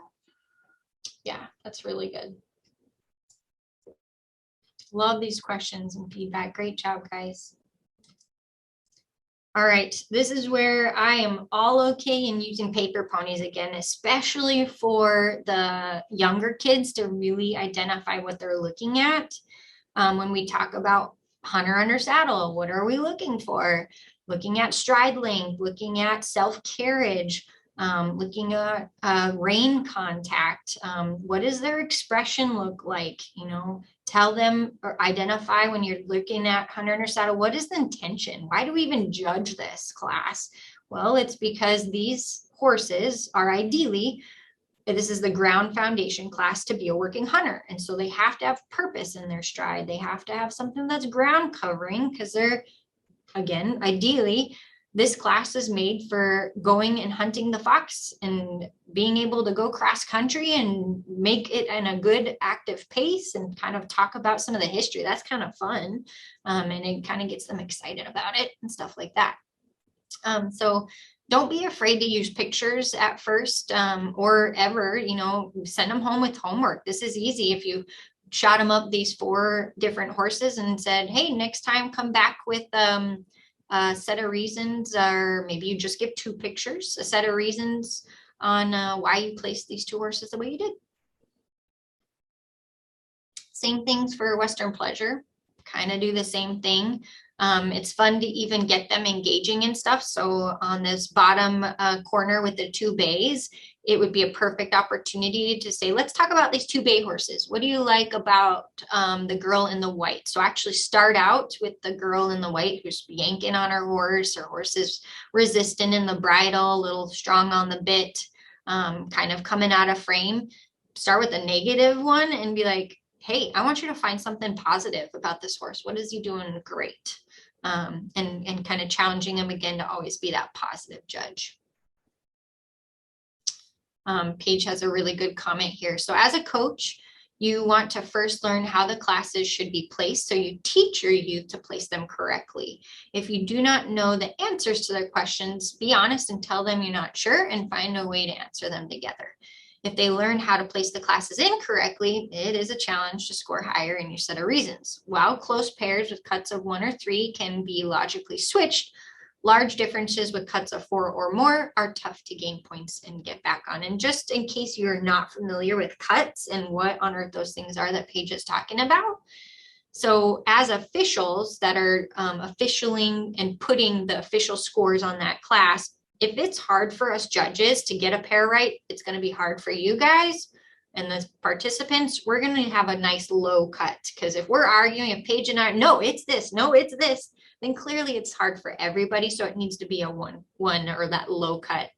If somebody comes in and, my grandma could have judged it without knowing anything about horses, and it's a 5-point cut, probably disqualified or something significant, that's why there's high point cuts come in there. Really good comment, Paige. Thanks for talking about that.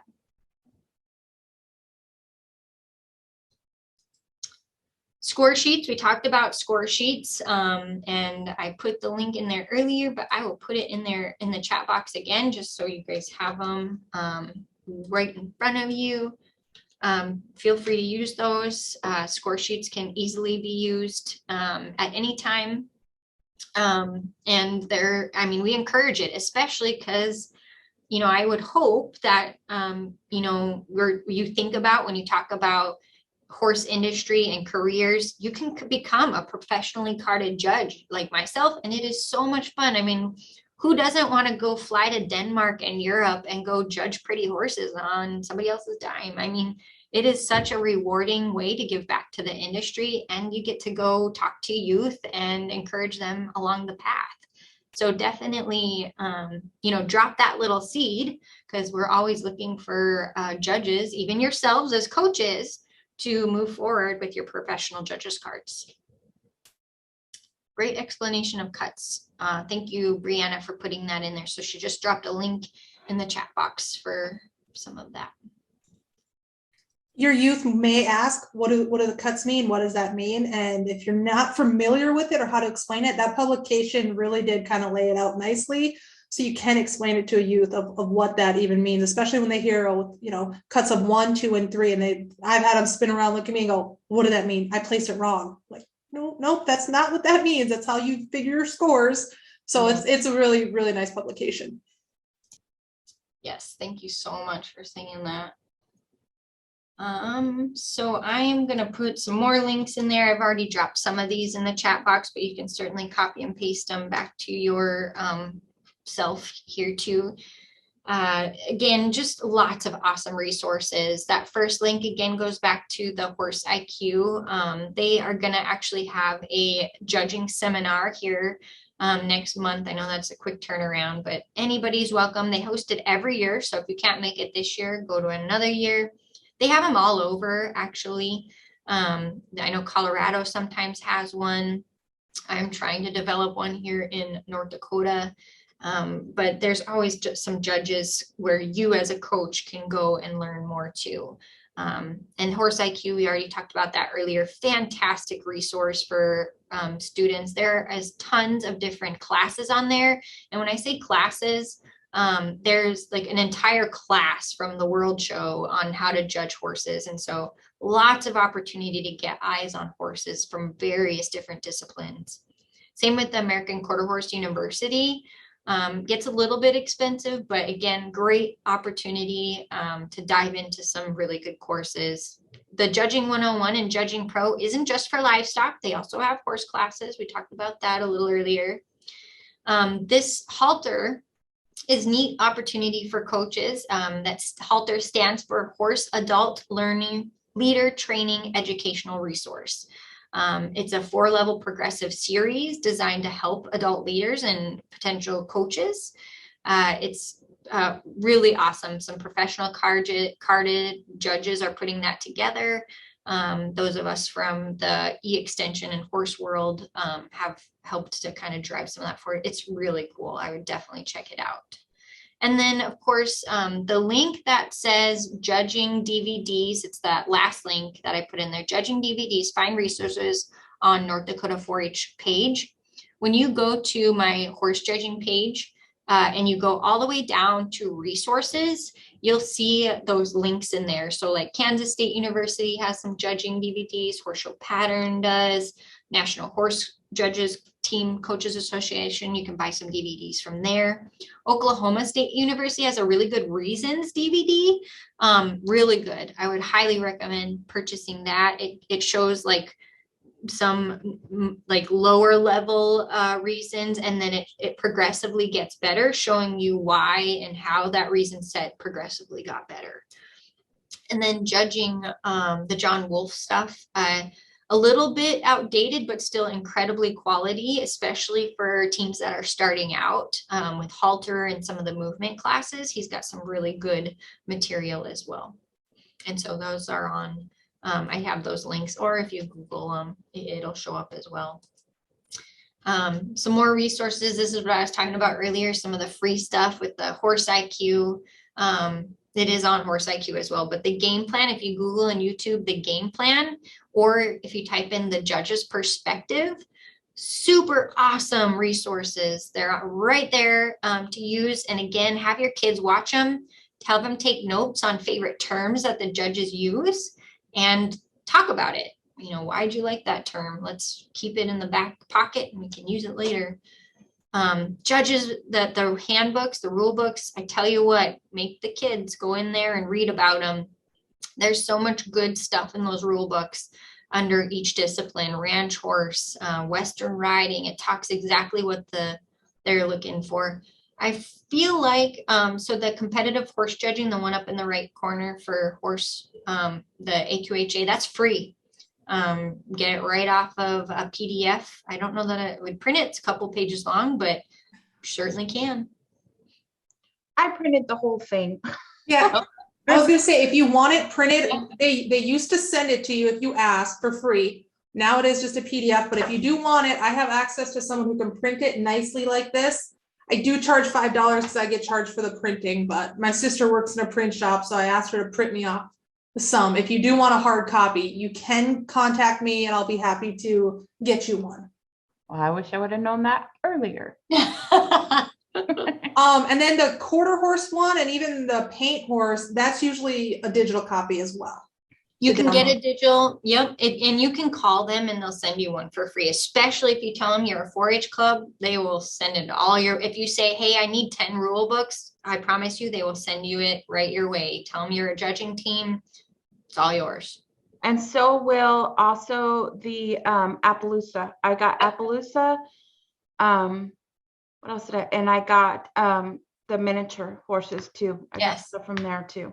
Yep, and tell them that you want anything free because they have some really fun color coat pattern charts that are the kids love. Appaloosa Paints has those, and they will gladly send them your way. Yeah, good stuff. I already kind of talked a little bit about some of this stuff, but there's lots of opportunities for you guys as coaches to just do continuing education.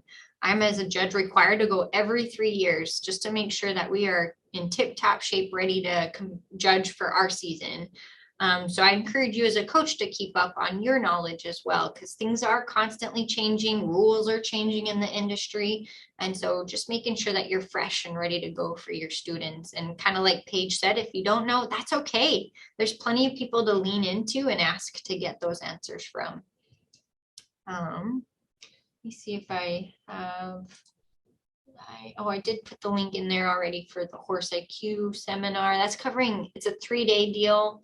Covers every class possible. It's going to be super comprehensive. This horse judging camp is a great opportunity. That also was put in the link in the chat box for you. All right, ways to coach. Breana, is this you? Yep. Yes, it is. So here's a bunch of options that you can do with your teams to kind of help them just get familiar with the material. The one thing, especially right now, I like to do, since it is contest season, is I do a lot of mock hippology and judging contests. The main reason for this is so the kids get used to the times. My little ones do not understand how fast 2 minutes goes by for stations. So having them learn how to make those decisions and go through, the biggest part that I do with that is the teamwork. You have 4 kids, sometimes they're strong personalities, and then you might even have some friends, but I always have them work together. And then if there starts to be conflict, I will sit down with them and be like, you guys have to work through this. You have 2 minutes. You do not have time to argue about what your answers are. So we will work on those team building skills, especially with the juniors and then even the intermediates. So I really like doing the mock contests. I make a lot of mock contests, especially the stations. Most of the time for the written test, I'll send that home with them so they study it. So each kid does understand and they don't rely on the one kid on the team to answer all of the questions. And then same thing with the team problem. 10 minutes goes by really fast. And they aren't aware of that until you're like 10 minutes is up and they're like, we only did one part of the entire team problem. And then even understanding 10 minutes, they have to, normally the kids will get up and they'll even practice their presentation. That's a really short amount of time to get it done. So I really like doing those mock contests this time of year, mainly to remind them of the time limit, but the teamwork is crucial for those younger teams. Sending home, like I said, I've got flashcards. I do send home quizzes. I make a lot of worksheets for the younger kids to go home and label the parts of the horse, the parts of the saddle. It's the repetition so they get used to the terms and being able to go around the entire horse and say every single part. Yeah, I totally stole the photo from Julie, who I see is on here, the one with all the saddles. What a great opportunity to get tack cleaned and make each kid identify their saddle parts, make them pull everything apart off the bridle and put it back together. Yes, my dad, I just found out my dad had a pony harness kind of hidden away, and I pulled that into practice this last weekend. The kids loved seeing it for themselves. And when I told them we're going to identify the parts, the looks on their faces were comical. But that way they actually got the hands-on experience. So if you have that opportunity to bring someone in who's got something that is hands-on so they can touch and actually look at it, seeing it in person is so much better and easier to remember than just a picture all of the time. These other two pictures there was an equine tour that we did. It was of multiple counties. Again, Julie's on here. She kind of set that up. We went to see the veterinarian. She was a horse vet. So you can see in the picture, she did equine dentistry. So the kids were able to look inside the horse's mouth and stick their hands in, and they just remember it so much better. And then on that top picture, I have a lot of horses. I took my team to the horses, and what I did that day was they each got signed a horse. They had to catch the horse. They learned how to groom. They learned how to saddle. They learned how to weigh the horse. They did everything by themselves with a little bit of assistance from me because they were short and couldn't throw the saddles up. But the big thing with my kids was, out of the 5 kids I had, 3 of them did not have horses. So they never had the experience of actually physically doing any of that stuff with the horses. Some of the other things I do, I started last year because of COVID. But now my kids are pretty stretched pretty far. So trying to get them together once a week is hard to be there physically. So we do a lot of online things. The kids are familiar with Kahoot. They do it a lot in school. So making a fun little game where they get to go through Kahoot and get quizzed that way. Quizlet is something they can do at home. Again, it's online and they can go through questions and just practice seeing those questions. And both of those are free apps on your phone, and you as a coach can write in there and make whatever you want. You can make them, and you can even, for the Kahoot, you can search. There is a lot out there that's available for you to go ahead and search. And my kids like doing the Kahoot. Paige also put into the chat box to make sure you use credible sources like those that we have listed. There are videos out there that are less than accurate in their placings, and sometimes those older videos, judging has evolved and they have been placed differently than they would be now. So it's good to know that, you know, using accurate resources is important too when you're coaching. Yeah, that's good. The sprint and match is always fun. I use that in Quiz Bowl a lot, but it's a great hippology where you set up a table and you have some teams and you start with colors, breeds and colors, and you have one piece of paper with bay on it, and then you have a picture of a bay and they have to run up there, match it, and then whoever gets back first wins. Obviously everything's correct. So just, again, kind of what Paige was saying, you got to make it fun. And then the other thing, as a coach, starting out, you're going to evolve too. Your coaching is going to evolve as you get more familiar with the content. And the big thing is how do the kids learn? The best way they're going to learn, you're going to be able to evolve and kind of meet the needs so they learn it the best. What I found out when I first started, I started doing it very formal, and my kids pretty much just checked out. They did not want to be a part of it. But when I started making it fun as a game, all the kids have a little bit of competitive drive. They started engaging more, they started having more fun, and then they started learning the content a lot easier. So as a new coach, you're going to evolve kind of your educational and your teaching style as you continue to learn yourself. 100% agree. I just put a poll up there while we're talking. We have a couple slides left, but we want to know how we can improve. And if you guys really liked this, there's 2 questions in there. And I just want to share a little bit of a story as I move on to the second page, and you guys continue to talk about that. When I first started coaching at the University of Florida, I went in there as I eat, breathe, sleep, live judging. I went in there and I was too hard on my kids. We practiced too much. We didn't have it fun. I was there to win. And once I learned that I was actually there to give my kids such valuable life skills, it didn't care if they came home with a trophy that's just going to collect dust anyways. Once I learned that this is for the kids, this is to get and cultivate those skills to help them enter the workforce with success, that's when we actually started doing good, because we're there to have fun. When you make it fun, you'd be surprised at how much your team will grow. The other thing is how much they remember if it's fun. So the great thing with hippology and horse judging is as long as a kid has a love or an interest in horses, they can be a part of the horse program. Most of the time kids get discouraged. They want a horse, but they can't do the horse show because they don't have their own horse. Well, this is a great way for them to get involved and even learn more about the horses. So they can be involved with this. And a good way is if you're at the fairs and you always see that one kid who's around the horses and they're trying to pet and touch the horse, that's a great way to try to recruit that kid. At your fair or anything else, maybe the start of the 4-H year during 4-H week, you hold a mock contest and an event so the kids kind of are introduced to it and they're like, yeah, this is pretty fun. I really like this. And then just encouraging your team members to bring friends to practices. This picture, I have to share the story. So like I said, I took my kids to my home place with the horses where they got to experience it well. My niece in this picture was about 4. And she wanted to be with all the big kids. She had to follow them. She had fun telling them about the horses because she did know them. This is her miniature horse she's had. He's the exact same age as she is. His name is Pickles. And she had to tell everyone about Pickles. And the best thing was all of the team said, well, this is our mini member. Obviously, she's too young to compete, but she was right alongside all of these big older girls, learning right alongside of them. And then the funny story was she was little and we were talking about the bottom of a hoof and going through the parts of a hoof. And she heard me talk about the frog. And she goes, there's a frog on a horse? I'm like, yep. And every time the horse steps, it's going to ribbit.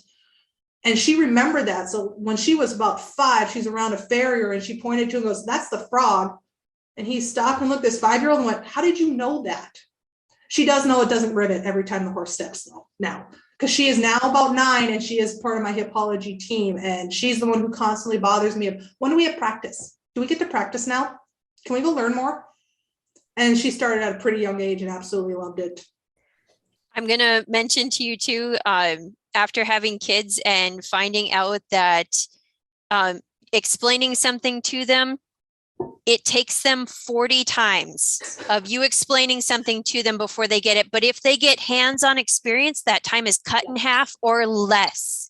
So if they're out there helping you, if they've got that hands-on, if that saddle's there or that other, those other things are there for them to touch and feel and look at, they're going to get that down in a lot faster time than if you have to just preach it to them. Mm-hmm. That's good. Completely agree. And then and the terminology, when they get to do it themselves and you as the adult say, yep, that's the cinch. Yep, that's the breast collar. Yep, that's the pommel. They start remembering that instead of going, oh, I looked at a picture and I remember all the parts this way. But as they touch and do, and that's definitely what I'm doing the next practice is I'm bringing tearing it apart and telling them to put it back together. Mm-hmm. I think the biggest thing too, when we think about recruitment strategies is I often get, well, I don't have a horse, so I can't come. Yeah. So really making sure that you do not have a horse. If you love horses, we want you. and really lifting that up. I've had probably about 10 kids now kind of go through my Hippology program, and out of the 10, I've probably had at least 4 that don't have a horse. They still don't have a horse. They just loved horses, and their friends had horses and loved horses, so they were a part of it together. It was something they got to do with their friend, and then they got to study together. And especially when they work as a team with their friend, they have the most fun. Mm-hmm. If you have an active group of kids that do, say, communication arts for you, they've already got that public speaking aspect down, but they're doing their communication arts or their project expo on something horse and they don't have a horse. Grab them and say, hey, do you want to try Hippology? Do you want to come in and do this? Let's see what else we can do with your interest that you have there. Mm-hmm. Yeah, I love that. We are so grateful that you joined us today. We have meat judging coming up next Wednesday. The following Wednesday after that, we're doing equine quiz bowl, demonstrations, illustrated talks, and public speaking. And then we're going to skip a Wednesday and move to March 9th and do dairy cattle judging. So please share this with anybody that you know of. Let me put our Facebook link in there because there's all of our events are on there and you can go and register. So again, all of these recordings are going to be on that website because that is where our YouTube channel is. And you will see lots of fun stuff on there. And that second one is where you can register. You'll see some really fun series that we did last year on like showing animals. So we went through each species and how to do showmanship, and that was a lot of fun. So if any of your kiddos have animals, those are great resources. With that, we would love to answer any questions. If you're ready to jump off, we've had you here for 2 hours and 5 minutes, and we are forever grateful for your time. So thank you for joining us. I have a question. So we're doing parasites right now. Okay. And I have an animal science background. I want to find the bot fly and I want to find the bot larvae and I want to bring them in. Is there a place you can get that kind of stuff? I mean, I call my vet and he's like, you're the only one I know that's ever called looking for stuff. You know what I mean? But could you call like the university at the pathology, the animal science pathology, and ask them, hey, can you send me a tapeworm? You know what I mean? Is there a place like that? I have actually gotten to know our local entomologist, and believe it or not, if you Google some insects, they have them pinned and ready to go, or vacuum sealed and ready to go if you want to buy a dead insect. I'm not joking. I don't believe that you can order a parasite, but no, I mean, because I don't know, the best way to explain it is we pulled a huge tapeworm out of a dog and I put it in formaldehyde and you keep it and stuff. That's what I'm looking for is like, do they do that kind of stuff? Or is that like. Your local vet might have some of that, yeah, no, that's in formaldehyde. He's like, okay, the next time I get something, I'll send it to you or whatever. But yeah, because I think, speaking of on hands, like I want to do a fecal sample in here and have them look for parasites. Okay, so here's what I'm going to suggest, because I used to be a vet tech. So I was the one doing the fecal samples, and I literally just took 2 samples to my vet. Call them and ask them if they would be willing to do this with some 4-H kids, because I'm betting that they will say absolutely yes. Because if you talk to any tech, they are going to be willing to help out in any way. Right. Yeah. And I just realized we have a really nice microscope in the back and I'm like, oh, hot dang, let's do this, and stuff. So I don't know. I was just wondering, is there like, Amazon for bugs and parasites for teaching kids, Definitely reach out to your local extension agent, because like they were saying, there's going to be an entomologist somewhere near close, and they might, if you've already connected with all of your local vets in your area, definitely some good resources. Sandy is actually one of our receptionists for extension. So she works very closely with her local extension agent, and I can get you TJ's number, so we Okay. can certainly get you something. Okay, that'd be great. That'd be Oh, awesome. and even maybe letting your vets kind of know, so they're looking for it for you if they don't have it on hand. Yeah, I was like, okay, can we go to the bone pile somewhere so I can get some bones and stuff? You know what I mean? I've got one girl, she's like, heck, let's go, you know, kind of thing. So I do, but I actually found a place on Etsy that will make, with the 3D printing, a horse skull and the bones, and it's pretty decent time, you know what I mean? So How we're much trying to does raise that money. cost? It was like $400 or $500, and we're trying to raise money for it. And it's like this big. I'll find the link and I'll send it to you, Rachel. Okay. Because I was going to do the skull first. And because I was like, can you put wolf teeth and all that stuff in? And she's like, yeah, I can do whatever you want me to do. So I was like, okay, cool. So. Again, using your resources, if you do have a horse vet in the area, we had one here, and then she moved, but the other veterinarians went, well, we have all of this horse stuff. We're not going to use it. We know you teach Hippology, come get it. So I actually have real legs that a vet tech donated because they had to put an old horse down. I have a pony skull. I have hooves. They cut the leg in half. So I have all of it, and it's real.